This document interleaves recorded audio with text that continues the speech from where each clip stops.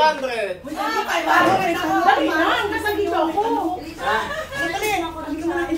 Elise, halika muna, may tanong eh. May tanong. Ano pala? Ang bigay naman ng tanong.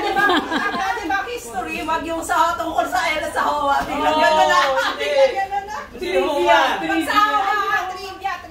Trivia. Sige, trivia. Okay na.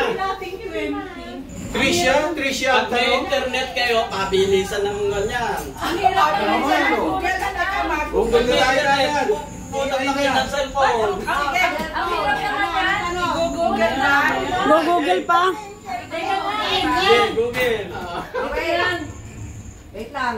Game na. Hindi pa, wait lang. Mag-google pa kami. Google pa.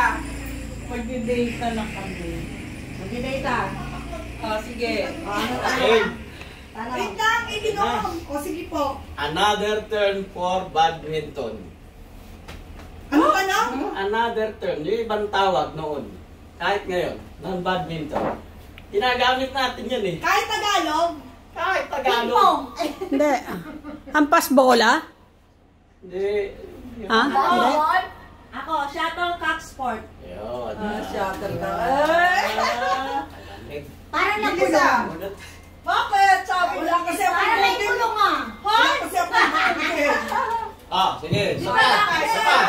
Sandali. Ay, wala nang Mali. Racket sport Ha? yun. Mali. Sama ko. Hindi pa racket sport. Wala, akin. Video lang eh. Video lang to. Ano, wala yung ano. Papawiin niya.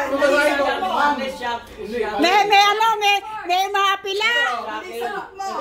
Babasahin ko The sport of badminton originated in the mid-1800s with British military officers in British India. It was originally called battledore.